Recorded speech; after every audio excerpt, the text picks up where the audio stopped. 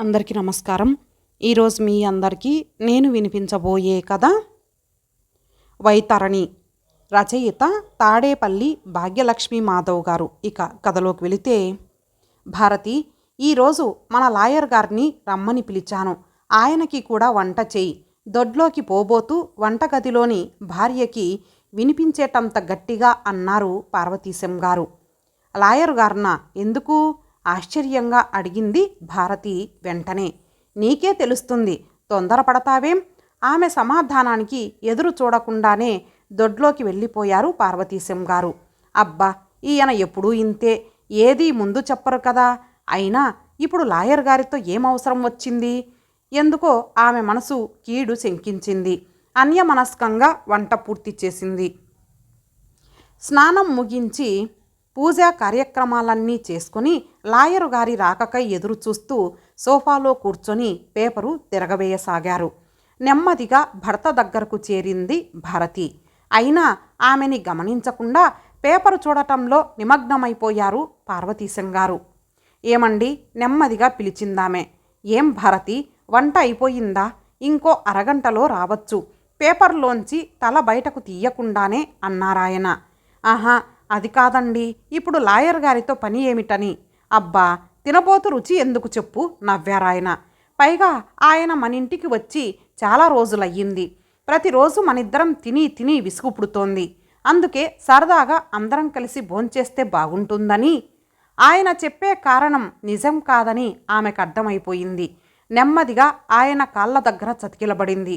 అయ్యో, అదేమిటి భారతి, ఇలా కూర్చో. నెమ్మదిగా ఆమె భుజం మీద చేయి వేశారు.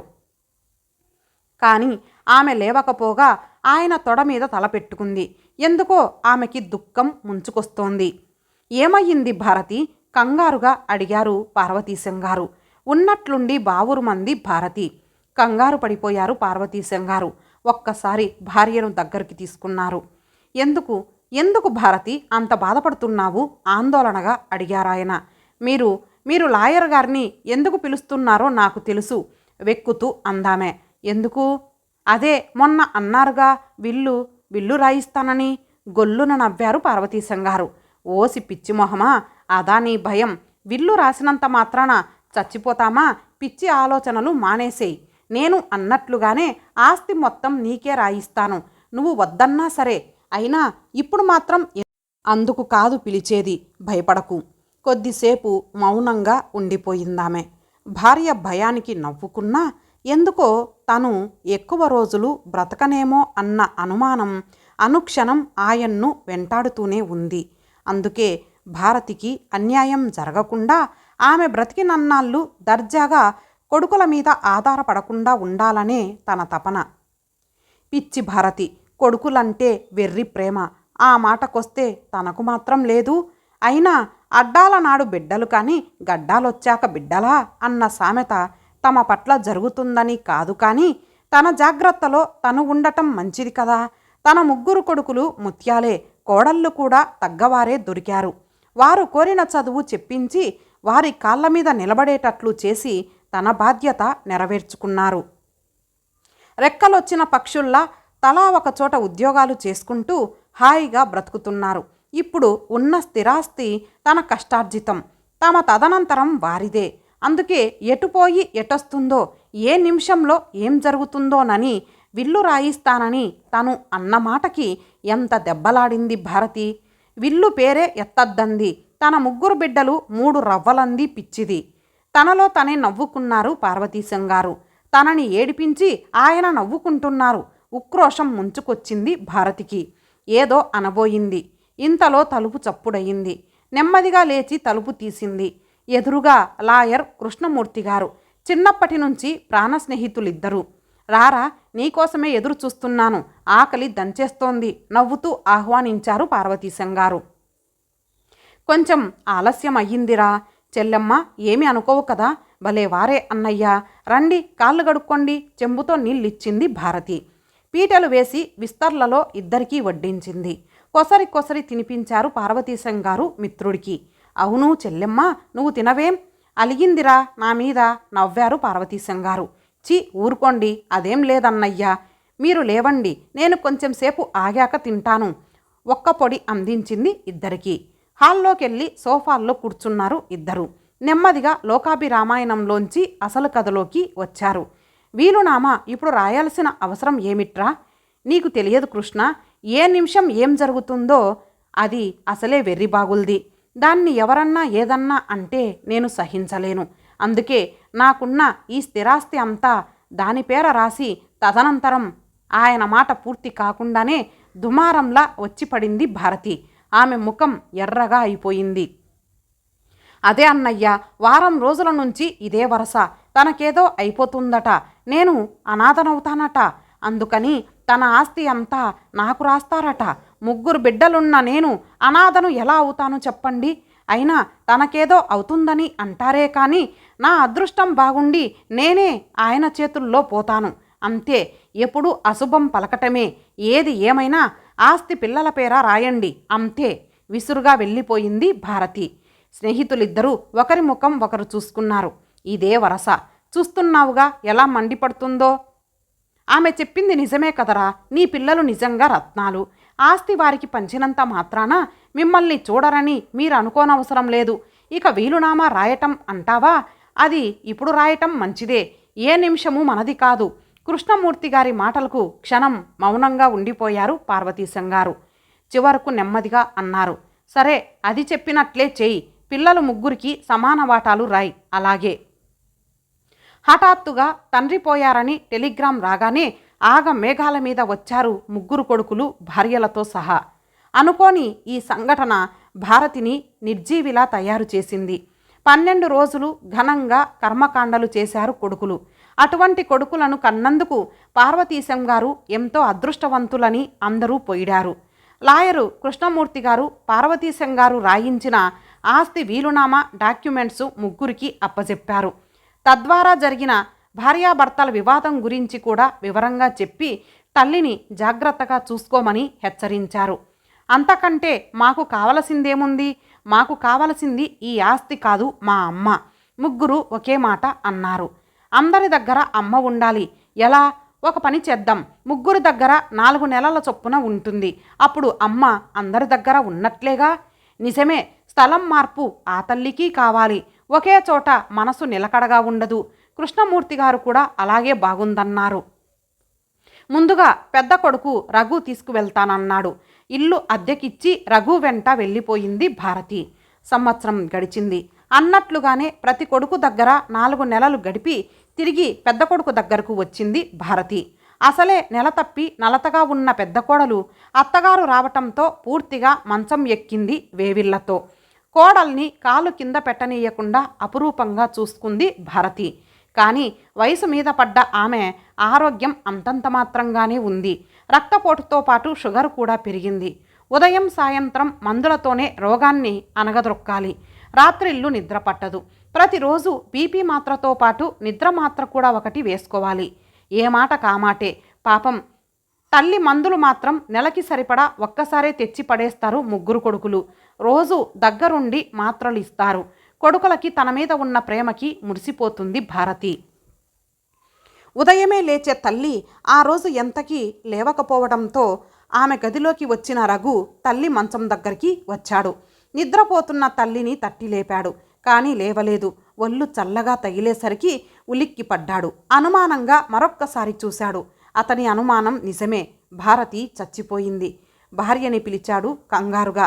ఇద్దరూ కలిసి ఆమెను మంచం మీద నుంచి హాల్లోకి తెచ్చి చాప వేసి పడుకోబెట్టారు.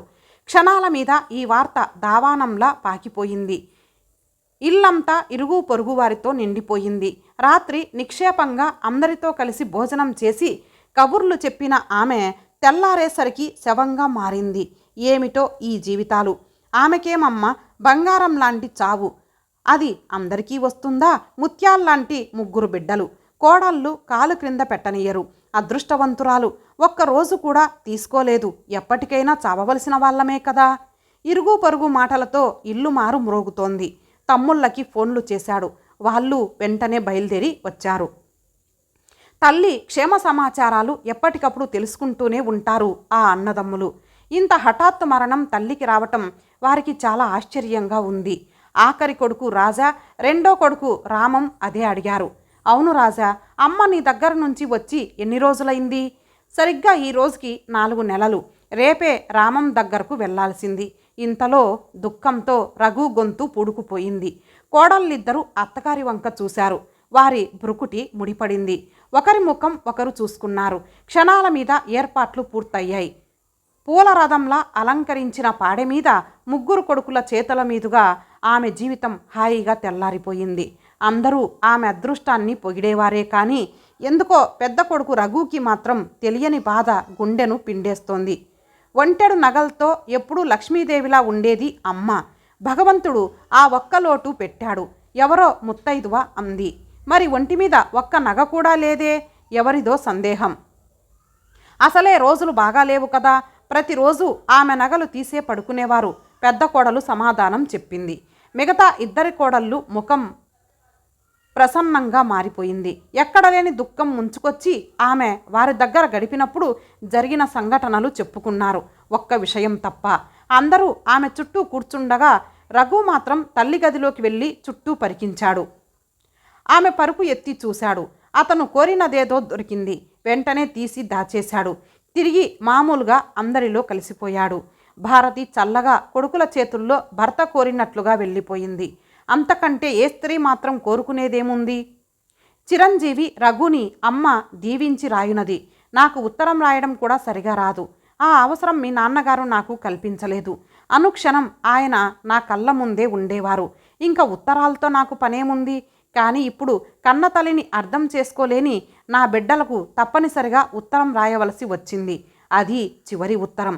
ఆస్తులతో పాటు నన్ను కూడా పంచుకున్న మీకు తప్పకుండా నా బాధ తెలియాలి. అందుకే ఈ ఉత్తరం. ఆస్తులు లేకపోయినా మీరు హాయిగా బ్రతికేందుకు అవసరమయ్యే చదువు చెప్పించి మీ రెక్కలు మీకిచ్చారు, పెళ్ళిళ్ళు చేశారు. ఆస్తి గురించి నాతో గొడవపడి ఆస్తంతా నా పేరే రాస్తానన్నా ఆయనతో దెబ్బలాడి మీ ముగ్గురి పేరున రాయించాను. పిచ్చి మొహమా, నేను కాకపోతే నువ్వు చాలా బాధపడతావు. ఆస్తిని చూసైనా నీ కొడుకులు కోడళ్ళు చూస్తారు అని హెచ్చరించారు. అందరి కొడుకుల్లాంటి వాళ్ళు కాదు నా బిడ్డలు అని ఆయనతో పోట్లాడాను. ఇక నా మాట కాదనలేక మీ పేరునే వీలునామా రాశారు. నా దురదృష్టం వలన ఆయన గుండెపోటుతో మరణించారు. ఆస్తితో పాటు నన్ను మీరు పంచుకున్నారు. నా మీద ప్రేమతో మీరు చేశారని అనుకున్నాను. కానీ జీతం లేని పని మనిషి సంవత్సరానికి 4 నెలలు మీకు దొరుకుతుందని ఊహించలేకపోయాను. నా అదృష్టమేమిటంటే నా ఆరోగ్యం గురించి మీరు తీసుకునే శ్రద్ధ మాత్రమే. ప్రతిరోజు వరుస తప్పకుండా నా మాత్రలు నా చేతిలో పెడతారే అని మాత్రమే. లేకపోతే నేను కూడా మంచం ఎక్కితే ఈ రోజుతో నీ వంతు పూర్తవుతుంది. రేపు ఉదయమే అటు సూర్యుడిట్టు పొడిచినా నేను మాత్రం వాల్తేరు బండి ఎక్కాల్సిందే. ఈ 4 ఏళ్ల నుంచి ఇదే జరుగుతోంది. ఇక నా వల్ల కాదు. ఈసారి నా ప్రయాణం వేరే చోటుకి, తిరిగి రాని చోటుకి. కన్న బిడ్డల గురించి కట్టుకున్న భర్తతో దెబ్బలాడిన నేను మీ పరువు తీయలేను. అందుకే లోకం దృష్టిలో నేను చాలా అదృష్టవంతురాలిని. నా కంటికి శుక్లాలు వస్తే డాక్టర్ ఆపరేషన్ చేయించాలన్నారు. నువ్వు నీ చిన్న తమ్ముడి దగ్గర చేయించుకోమన్నావు. నీ చిన్న తమ్ముడు నా ముద్దుల కొడుకు రాజా దగ్గర చేయించుకోమన్నాడు. రాజా తన భార్య కడుపుతో ఉంది. నేను ఆపరేషన్ చేయించుకుంటే ఆమె నాకు కూర్చోబెట్టి చేయలేదు. ఎలాగూ అన్నయ్య దగ్గరికి వెళ్తావు కదా, అక్కడ చేయించుకోమన్నాడు. అది నిజమే. ఎందుకంటే తల్లిని కదా. మీరన్న మాటలు నా కడుపులోనే దాచుకున్నాను. కడుపు చించుకుంటే కాళ్ళ మీద పడుతుంది. అందుకే నాలో నేనే బాధపడ్డాను. భగవంతుని తిట్టుకున్నాను. ఎందుకో తెలుసా? నాకు 3 బిడ్డల్ని ఇచ్చినందుకు. వారు పంచుకునేందుకు నాకున్నవి 2 కళ్ళేగా. కనీసం 2 లేక 4 ఇచ్చి ఉంటే పంపకాలు సరిగా జరిగేవి. అందుకే ఆ విషయంలో మిమ్మల్ని బాధ పెట్టలేను. గుడ్డి జీవితం గడపలేను. అందరిచే అదృష్టవంతురాలిగా పొగడబడే నేను అలాగే వెళ్ళిపోదలుచుకున్నాను. కోడళ్లను కోడళ్ళుగా కాక కూతుర్లుగానే అందరి దృష్టిలో ఉంచదలుచుకున్నాను. ఇన్నేళ్ళు భరించిన నేను చనిపోతూ మీకు అపనింద తేలేక గుప్తంగానే పోతున్నాను. నువ్వు 4 నెలలకు సరిపడా నిద్ర మాత్రలు ఇచ్చావుగా, అందులో సగం మిగుల్చుకొని ఆఖరి రోజు దీర్ఘ నిద్ర నీ దగ్గరే పోదలుచుకున్నాను. ఎందుకంటే పెద్ద కొడుకువి కదా, అన్నింటికీ నువ్వే అర్హుడివి. నా నగలన్నీ తీసి దిండు కింద ఉంచాను. కోడళ్ళకి సమానంగా పంచు. నాకు చేసే కర్మకాండలకి మీరు పంచుకోవద్దు. ఎందుకంటే మీరు వంతులు వేసుకొని చేసే గోదాన భూదాన సువర్ణదాన కన్యాదాన ఫలితాలు నాకు దక్కవు. ముఖ్యంగా నువ్వు చేసే గోదానంతో నేను వైతరణి నది దాటాలిగా. అందుకే వంతులు వేసుకొని నా కర్మకాండ చేయొద్దు. అసలు నాకు ఆ తతంగమే వద్దు. ఎందుకంటే నేను చేసిన పుణ్యమే నన్ను నరకం నుంచి తప్పిస్తుంది. ఉంటాను. శాశ్వతంగా మిమ్మల్ని వీడిపోయే మీ అమ్మ. ఇంతటితో ఈ కథ సమాప్తం. మరలా మరొక మంచి కథతో కలుద్దాం. అంతవరకు సెలవు. నమస్తే.